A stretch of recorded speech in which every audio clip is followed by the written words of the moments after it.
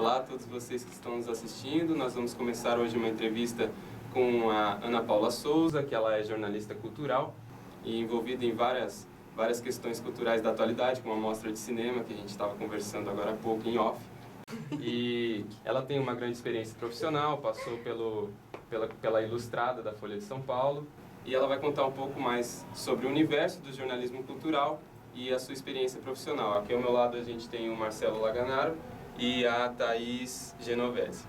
Vamos lá? Vamos abrir para as perguntas?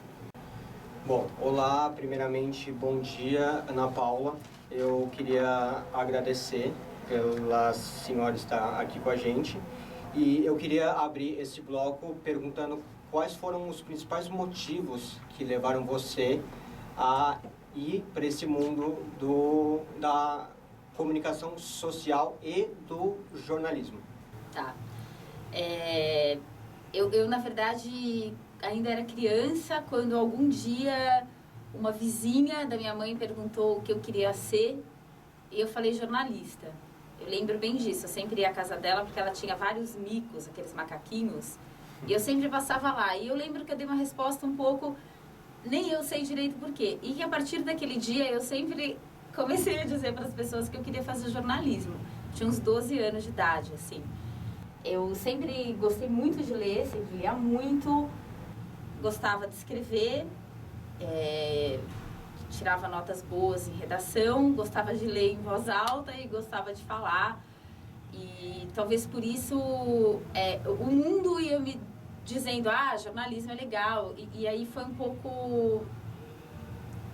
Não sei, nunca passou por uma grande reflexão, na verdade. Foi algo que eu acostumei a dizer que queria fazer e quando fui prestar vestibular não tinha outra opção para mim. Era a única coisa que eu queria. Lembro que minha mãe queria muito que eu fizesse direito. Até hoje eu não sei qual seria a relação entre uma coisa e outra. Mas bati o pé, fiz jornalismo e junto com o jornalismo eu fazia também ciências sociais.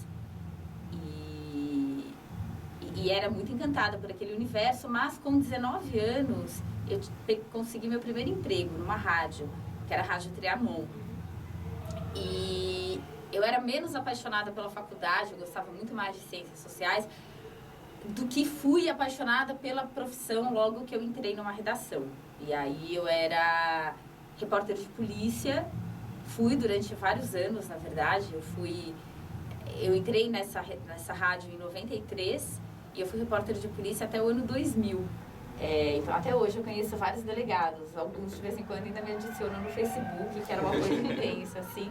Eu conto essa história porque acho que isso definiu um pouco o tipo de jornalista cultural que eu sou, que é uma jornalista cultural bastante repórter, assim, com uma relação bastante forte com a notícia, até com, digamos, a investigação. Eu gostava muito de fazer isso, mas foi assim que eu entrei. Eu desci para fazer, a rádio ficava, eu estudava na Casper, que ficava no 5º andar, a rádio ficava no 1º andar. Eu desci um dia, fiz um teste e comecei a trabalhar no dia seguinte. Falei que adorava rádio e tal, nunca tinha ouvido rádio na minha vida. Primeiramente, bom dia, Ana Paula, eu também gostaríamos de agradecer pela sua presença aqui conosco. E eu gostaria muito de te perguntar, assim, para você, o que mudou nos cursos de jornalismo desde a época que você se formou até os dias de hoje, assim? Acho que mudou tudo. Eu não acompanho tão de perto os cursos de jornalismo, mas acompanho de perto o jornalismo. Uma mudança radical. Várias. Quando eu comecei, eu lembro de um cara me dizer assim, o jornalista é a agenda dele. E a agenda, naquele momento, significava ter os telefones das pessoas. Uma das grandes coisas que um jornalista nos anos 90 podia fazer era encontrar pessoas, era ter acesso, era perguntar o que aquelas pessoas achavam. Só isso já é uma mudança tão grande. Eu estou no Facebook, assim como o Walter Salles, acho que não está no Facebook, mas o Fernando Meirelles está no Facebook. O Walter não está porque é banqueiro, porque se fosse só cineasta, provavelmente ele estaria. A opinião do Fernando Meirelles sobre as coisas, ela aparece nas redes sociais. A opinião do Fernando Meirelles sobre as coisas, ela aparece nas redes sociais.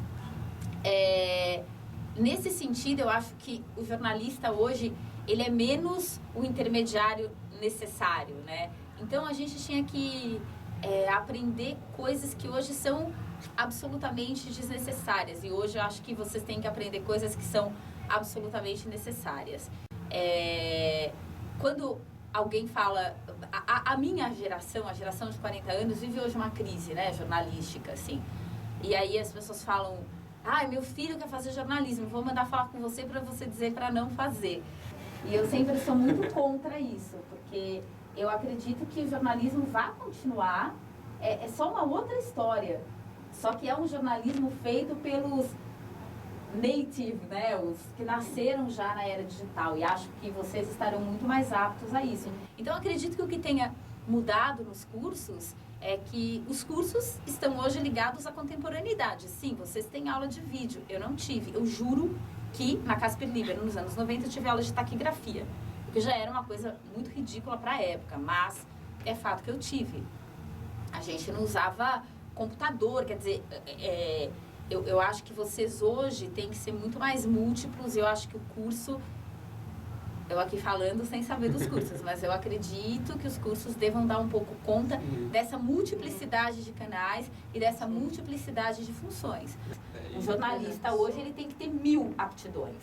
Uma boa jornalista de revista, ela tinha que ser boa em texto, em colocar título, legenda.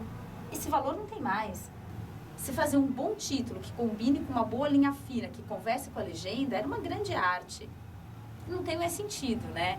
Então não tem mais sentido você aprender isso na faculdade, né? Isso mostra até a característica que a gente sabe hoje da Casper, já é bons estúdios de vídeo, boa, né? Então mostra que mudou bastante, assim. O jornalismo é dinâmico, né? Então ele vem mudando mesmo nos últimos anos. E sobre a sua experiência profissional, a gente queria que você contasse alguma curiosidade, assim, alguma situação meio curiosa que você já viveu no jornalismo, que a gente imagina que, como formandos, a gente ainda vai viver muita coisa, que o jornalismo proporciona muita coisa pra gente. De repente você tem alguma história para contar, assim, dessa parte de curiosidade.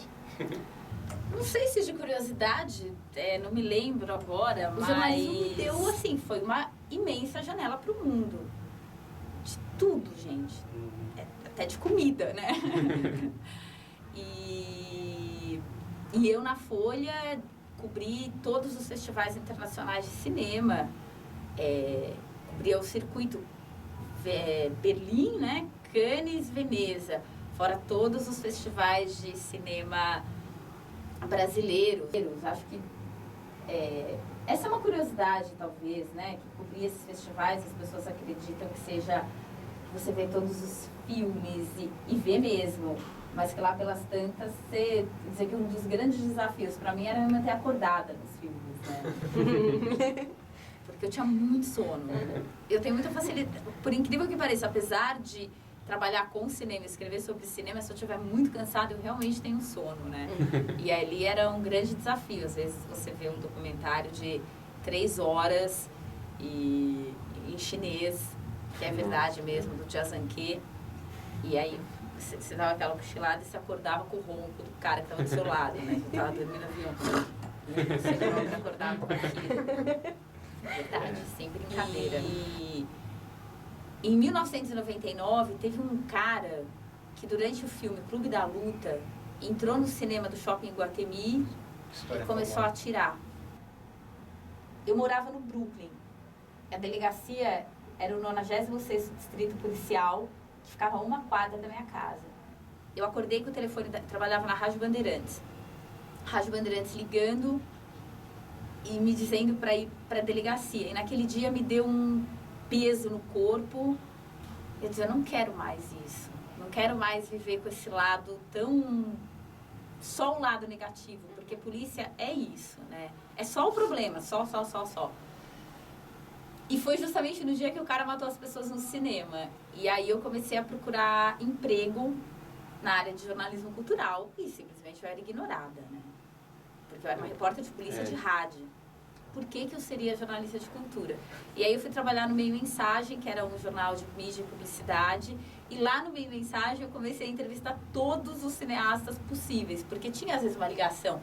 Ainda naquele momento era difícil viver de cinema, então os caras faziam publicidade. Bom, com essa pergunta, então, nós terminamos o primeiro bloco de entrevistas com a jornalista cultural Ana Paula Souza. A gente volta já.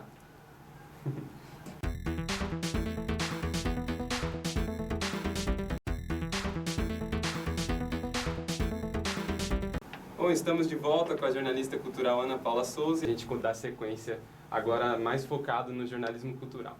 Qual é a sua visão em relação ao comportamento que eles têm hoje em dia? Se eles realmente estão ou não prontos e preparados para o mercado de trabalho? Olha, eu como não dou aula, eu não conheço esses jovens. Mas eu realmente tenho uma visão que daí é em relação à vida. Gente, sempre todo mundo vai estar preparado e sempre um monte de gente não estará preparada. Não existe algo geral. Vocês são diferentes do que eu era, mas o mundo é diferente do que ele era. Eu não posso esperar que vocês absorvam o conhecimento da forma que eu absorvia. Eu vi um monte de filmes clássicos quando eu entrei na faculdade. Eu comecei a ver a Nouvelle Vague francesa, o neorrealismo italiano, vi muito filme dos anos 60, dos anos 70. Agora, imagina que arrogância eu achar que vocês que estão na casa dos 20 anos, se não viram os filmes dos anos 60, são pessoas desinformadas e não podem escrever sobre cinema. Os filmes dos anos 60, vocês nasceram em que década? 90. Certo. O que é? O filme dos anos 60 é 30 anos antes de vocês terem nascido. Eu nasci na década de 70. Isso significa que para vocês é o equivalente aos filmes dos anos 40 para mim. Então eu não tenho essa arrogância de achar que as pessoas são menos preparadas. Acho que tem gente preparada em toda a época. Realmente uma coisa que eu acho complicada é a falta de leitura, ler livro. Isso eu acho que não tem a ver com tempo, nem com arrogância. Por uma simples razão, o livro te ensina a escrever. O que eu sinto dos jovens é que eles estão escrevendo cada vez pior. Isso na própria Folha de São Paulo. Você abre o jornal, existem problemas sérios de concordância. De lógica da língua. E não é com o mundo de informações virtual que você aprende a ter a língua dentro de você. E eu acho que se para outras profissões isso não é essencial, para o jornalista é. Você precisa introjetar a língua, o melhor português, a melhor maneira de contar aquela história. Escrever bem não é não errar só. Escrever bem é conseguir tirar o máximo da língua. É conseguir explicar um filme por meio da língua. Isso eu acho que talvez seja uma falha. A gente também gostaria de saber, assim, para você, assim, quais são as perspectivas do jornalismo cultural no Brasil nos dias de hoje, assim? É uma pergunta muito difícil, né? Porque eu faço parte desse furacão. Eu faço parte de um mundo que está sendo extinto. Tenho vários amigos que fazem parte desse mundo. Eu faço um doutorado, eu me aproximei do cinema, então trabalho para mostra de cinema. Eu me viro bem. Eu tenho vários amigos que estão muito mal, assim. Porque não tem para onde escrever, ou quando tem é pouco, e tem muita gente querendo escrever.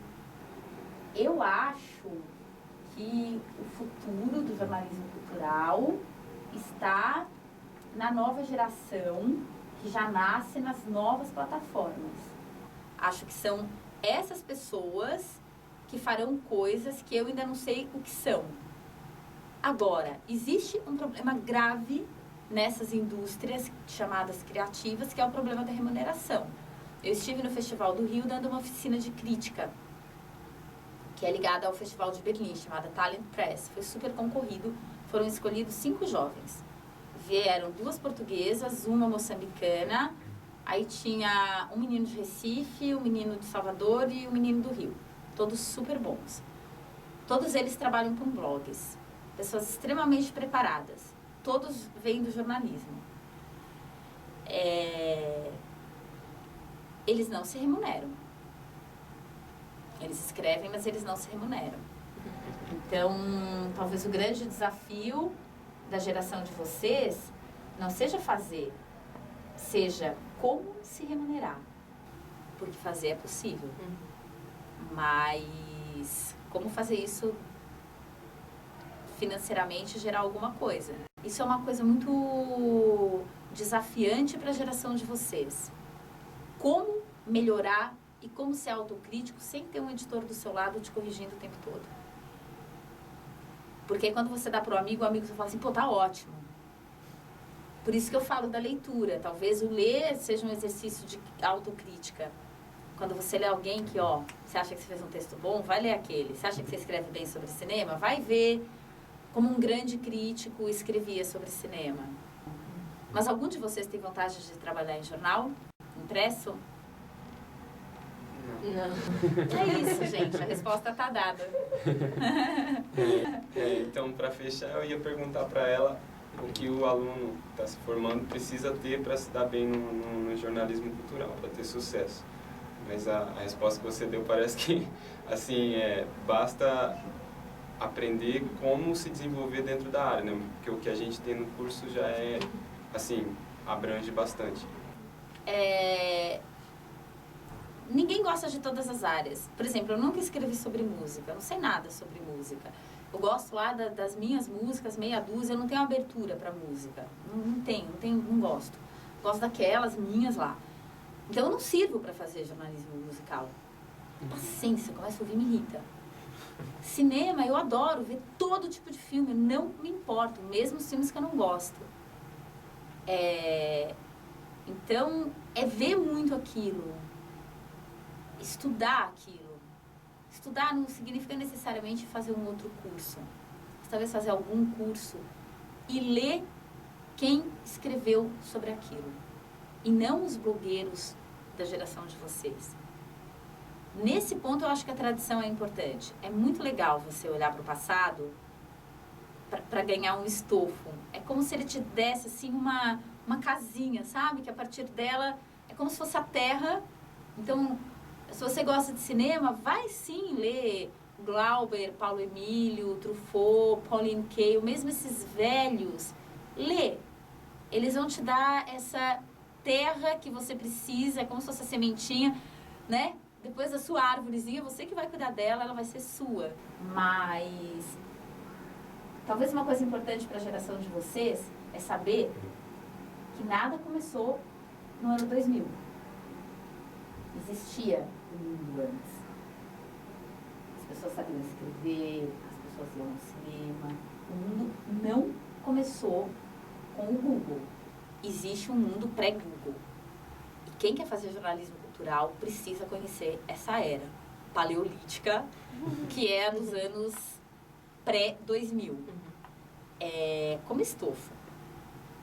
Para você não falar que um determinado filme é revolucionário, quando ele só é a continuidade de uma história que começou lá atrás, sabe? Isso realmente eu acho muito importante para quem quer fazer jornalismo cultural. Respeito com aquilo que já foi feito. É isso, né? Acho que a geração de vocês tem muito mais essa questão de achar que o mundo começou agora do que a minha tinha. Porque o mundo não tinha começado agora, porque ele vinha mesmo, né? Ao contrário, o mundo rompeu, né? A minha geração viveu a ruptura. Novas formas de tudo, novas formas de viver, de ver. Então, acho que essa é uma dica, assim. Ter amor e respeito por aquilo que você está abordando. Não só no jornalismo cultural, né? Em tudo. Pois seria bom. Disso, Então é isso. Obrigado, Ana Paula, por ter vindo até aqui conversar com a gente. Foi enriquecedor para todos nós. E nós somos, de fato, muito agradecidos por essa entrevista. Espero que tenha ajudado alguma coisa. Com certeza. Obrigado, Marcelo. Obrigado, Thaís. Obrigado, Anderson. A gente fica por aqui. Tchau. Tchau.